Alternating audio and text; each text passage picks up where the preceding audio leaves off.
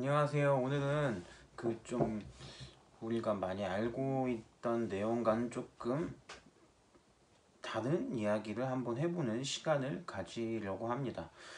바로 꽤 몇 해 전에 많이 알려져 있던 내용이죠. 정조의 비밀 어찰이 발견이 되었는데요. 이 정조의 비밀 어찰을 통해 정조의 다른 이면을 한번 알아보는 그런 시간을 한번 가져보도록 하겠습니다. 그럼 영상 시작하겠습니다. 이 비밀 어찰, 이 편지가 발견되고 나서 정조를 연구하시는 분들, 또 조선시대 후기 정치사를 연구하시는 많은 교수님들과 사람들에게 일종의 충격을 가해준 내용들이 많이 적혀져 있습니다. 이 편지에. 이 내용을 보면 정조가 그동안 우리에게 많이 알려져 있던 모습과는 사뭇 다른 면면이 편지 속에 보이기 때문인데요. 바로 첫 번째 내용이, 첫 번째로 제가 말씀드릴 내용은 바로 정조가 일으켰던 문체반정, 모두 다 아실 거라고 생각이 됩니다. 정형화된 문체에서 벗어나는 모든 문체들을 단속하고 그 신하들에게 반성문까지 쓰게 만들었던 정치적인 사건, 그게 바로 문체반정입니다. 이 문체반정은 정형화된 유교적 글쓰기 형식을 벗어나는 모든 것들, 우리가 잘 알고 있는 박지원이 그 중에 가장, 박지원한테 줄곧 반성문을 쓰라고 요구했던 정조의 모습을 보면 이런 글쓰기를 굉장히 중요시했던 것으로 볼 수 있는데요.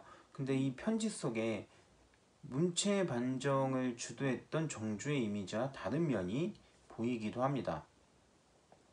이 바로 글쓰기 안에 뒤죽, 박죽이라는 한글, 문체 한글을 쓰기도 했고요. 또 가가, 이 가가라는 뜻이 뭐냐면 지금 인터넷 용어로 하면 키읔키읔, 히읗히읗, 히히, 키키 이런 것과 똑같은 이런 의성어라고 볼 수 있습니다. 근데 이런 글들을 편지에 담아내어 되게 자유로운 글쓰기를 하고 있어요. 누구누구는 이렇게 말한다는데 참 이게 말이 안 되는구나. 가가 하면 키읔키읔, 키키 이런 뜻이 되는데 그런 글을 이 비밀 어찰에 쓰고 있습니다. 그러니까 당시 비밀 어찰에 이런 자유로운 글쓰기를 하던 정조의 모습은 문체반정을 단속하던 군주였던 정조의 모습과는 사뭇 다른 모습인데요. 여기서 또 하나 알 수 있는 것은 문체반정이 이 정조의 글쓰기에 대한 신념에서 나온 그런 것이 아니라 바로 신하들을 단속하기 위한, 통제하기 위한 하나의 정치적인 수단이었을 뿐이다 라고 볼 수 있을 것 같습니다. 왜냐하면 당시 남이는 이런 서학이나 이런 종교를 많이 믿는 사람들이 있었기 때문에 그거에 대한 탄압이 노론 쪽에서 많이 일어나고 있었습니다. 근데 이런 균형을 맞추기 위해서였을까요? 문체를 흐트려 놓는 자유로운 글쓰기를 썼던 사람들은 서인 출신의 노론 사람들이 많이 그런 문체를 쓰고 있었다고 합니다. 이 박지원도 어쨌든 노론 출신이고요. 박지원 같은 이런 글쓰기를 했던 사람이나 또 정조가 죽은 후 순조가 즉위하고 순조의 장인으로서 후에 세도를 떨쳤던 김조순 역시 정조에게 문체를 흐트러뜨린다는 이유로 반성문을 쓰게 요구하였고, 김조순은 반성문을 써서 정조에게 제출도 하였습니다. 이런 노론 측에서 문체의 반정을 많이 흐트러뜨리는 글쓰기를 많이 하는 것을 정조가 아마 여러 정보를 통해서 알고 있었을 거예요. 이런 정조는 문체 반정을 본인의 글쓰기의 신념이었다라기보다 이 정조가 남인과 이 노론 간의 세력 균형을 위해 이 노론의 신하들을 어떻게 통제하면 좋을까라는 이런 정치적인 수단으로 문체 반정을 했다고 볼 수 있습니다. 여기 이징옥이라는 되게 유명한 선비가 있는데 그 사람은 문체 반정에 반성문을 올리라는 정조의 명을 끝까지 뭐 회피하면서 반성문을 올리지 않았다고 해요. 이옥. 근데 그 사람은 끝까지 관직에 오르지 못합니다. 즉 한마디로 이런 여러 단면을 봤을 때 정조가 문체반정을 행했던 이유는 본인의 이 비밀 어찰 속에 나와 있는 글쓰기 방식을 통해서만 봐도 본인의 신념에 의한 신념에 의한 정책, 이런 뭐 행동이었다라기보다 노론이나 이런 여러 신하들을 자신의 밑으로 통제하기 위한 하나의 정치적인 수단이었다라는 것을 이 비밀 어찰을 통해서도 이 일면을 한번 살펴볼 수 있을 것 같습니다. 그리고 이제 두 번째, 그렇다면 과연 이 편지를 받았던 신하는 과연 누구였을까요? 뭐 많이 이거에 대해서 많이 나와서 알고 있겠지만 바로 정조의 정치적인 엄청난 정적이었던 노론벽파 영수 바로 심환지였습니다. 이 노론벽파는 사도세자의 죽음에 대해서 과하지 않았다. 또 사도세자에 대해서 강경하게 대했던 사람들입니다. 그렇기 때문에 사도세자의 아들이었던 정조와는 자연적으로 정치적인 반대 세력이 될 수밖에 없었는데요.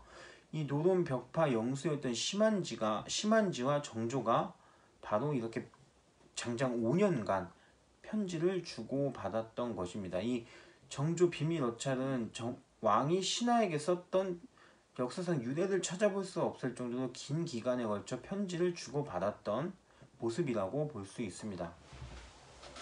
여기서 굉장히 중요한 것은 이 심한지와 정조가 여러 역사적인 사건, 뭐 정조실록의 여러 가지 기록만 봐서는 정적으로 나오지만 이 비밀 어찰을 통해서 보면 굉장히 정치적인 동지와 가까운 모습을 이 편지 속에서는 보여주고 있다는 것입니다.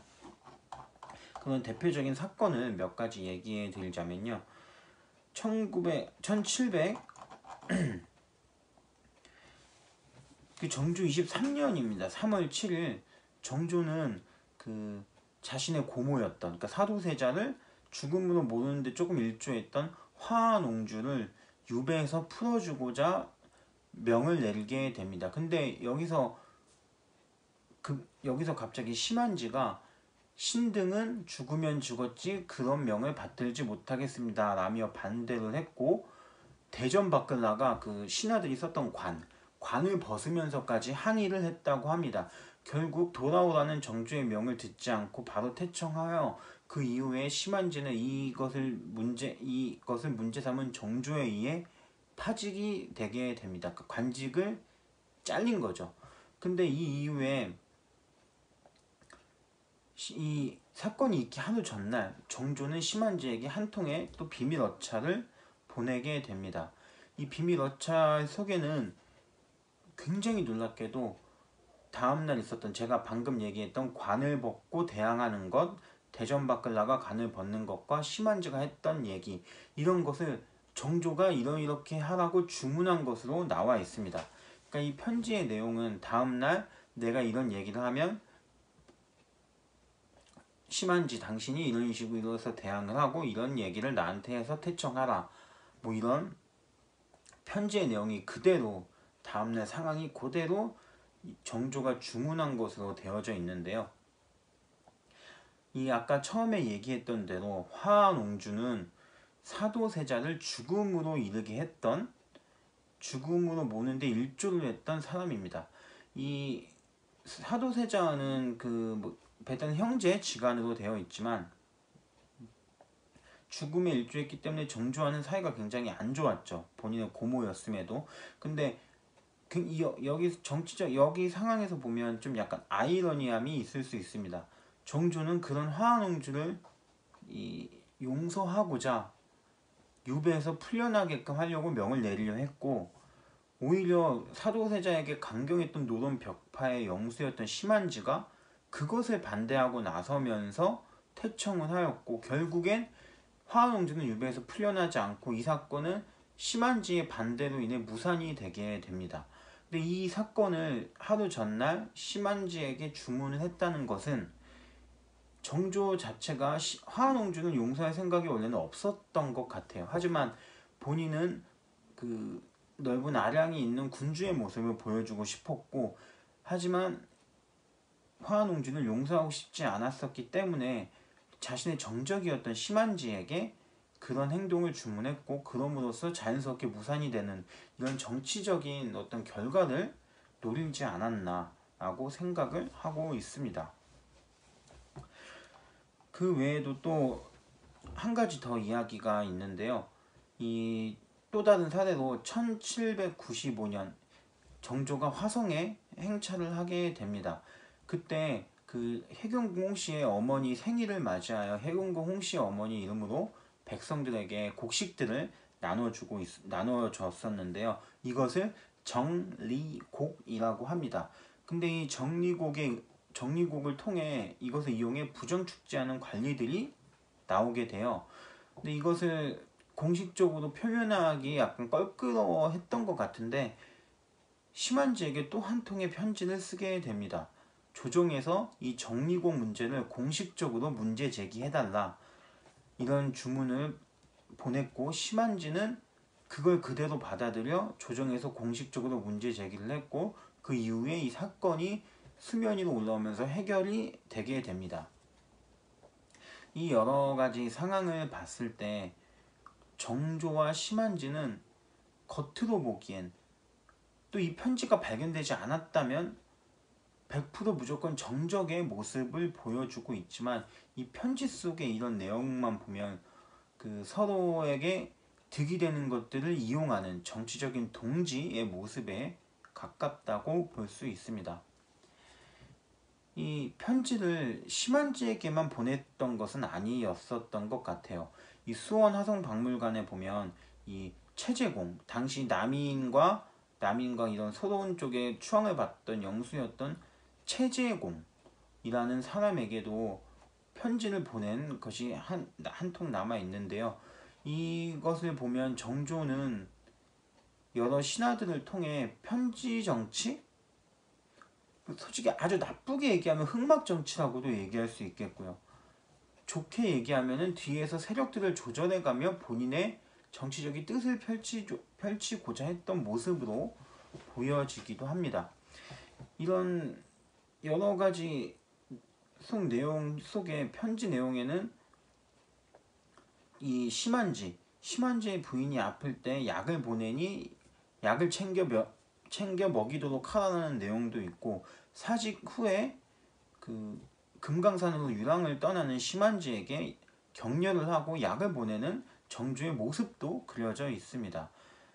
그리고 이 심한지가 사직을 청할 때도 역시 이런 편지가 작용을 했는데요. 정조가 심한지에게 사직상소를 올리라고 편지로 얘기한 후 사직상소의 내용의 초를 잡아준 적이 있습니다. 근데 이 승정원 일기에 심한지가 올렸던 사직상소가 현재 남아있는데요. 이 편지에서 정조가 이러이러한 내용으로 상소를 올려라라고 했고, 그 내용이 그대로 심한지가 직접 쓴 사직상소문이 현재 승정원 일기에 남아 있습니다. 즉 이런 여러 가지 사직을 할 때나 이런 것도 정조와 합을 맞춰서 정조가 초를 잡아준 내용을 그대로 사직상소문으로 올렸던 심한지의 모습, 서로를 걱정해주거나 아픈 부인에 대해서도 격려해줬던 정조의 모습, 이런 걸로만 봤을 때 과연 정조와 심한지가 정적이었을지에 대해서는 글쎄요 라는 의문을 남길 수 있을 것 같습니다. 이 여러 가지 오늘 내용을 보면 정조의 새로운 이면을 한번 볼 수 있었을 거라고 생각이 들어요. 어떻게 보면 정조가 죽은 후 심한지는 굉장히 눈물을 많이 흘렸다고도 알려져 있습니다. 그 심한지 가문의 기록에 정조가 죽은 후 눈물이 날 때마다 방으로 가서 눈물을 흘리니 주변 사람들이 눈물을 그치라고 말하지 못하였다라는 기록도 남겨져 있는데요. 이 모습을 보면 참 두 노회한 정치가의 모습을 볼 수 있을 것 같습니다. 근데 여기서 좀 재밌는 이야기도 하나 더 있어요. 정조는 편지 끝에 이 편지의 존재를 감추고자 했었던 것 같아요. 그래서 편지 끝에 뭐 이 편지를 태워라 혹은 이 편지를 물에 씻어라 라는 등의 명을 내리지만, 알다시피 이 편지가 모두 지금 발견이 되었죠. 심한지는 이 편지를 받을 때 단 한 가지 정조의 명을 어긴 것이 씻어라 태워라라는 등의 그런 명령입니다. 그런 것을 태우거나 씻지 않고 보관을 했고, 편지 봉투 겉면에는 받은 날짜까지 꼼꼼하게 적어놨었는데요. 이것은 아마 심한지가 본인이 했던 여러 가지 행동들이 나중에 문제가 되었을 때 본인의 뜻이 아니라 정조의 명이었다는 것을 증명하기 위해 하나의 도구로, 하나의 방패로 삼고자 하여 그런 걸 남겨놓지 않았나 라는 생각이 듭니다. 혹은 뭐 정조를 100% 신뢰하지 못했다라는 것으로도 생각할 수 있겠고요. 좀 이런 여러 가지 이면의 모습을 오늘 정조의 이면의 모습을 한번 살펴봤습니다. 여러분들이 어떻게 방송을 보셨을지 모르겠어요. 이 정조의 그동안의 모습, 과연 정조는 계몽 유교적 개혁 계몽군주인지 보수적인 군주의 모습일지, 아니면 오늘 얘기한 대로 노회한 정치가의, 아주 노련한 정치가의 모습을 보여주고 있는 것인지, 이 정조 이분에 대해서는 조금 더 재밌는 이야기가 더 있는데요. 오늘 그 얘기는 오늘 하지 않겠고 다음에 또 한번 자리를 마련해서 방송으로 여러분께 찾아뵙도록 하겠습니다. 오늘 이런 건 약간 재밌는 내용이었었던 것 같아요. 이런 재밌는 내용을 조금 더 보고 싶으시다. 그렇다면 구독과 바로 좋아요 모두 눌러주시고요. 방송도 알람 설정을 잘 해두셔서 피드백을 많이 해주시고 조회도 시청도 많이 해주시고, 그러면서 같이 소통하면서 여러분들이 줬던 내용을 저도 방송으로, 궁금해하신 내용을 방송으로 담을 수 있는 그런 제역사 TV가 돼보도록 노력하겠습니다. 오늘도 그럼 이렇게 방송 마치고 한 18분 정도의 영상이 되겠네요. 다음에 또 유익한 내용으로 찾아뵙겠습니다. 감사합니다.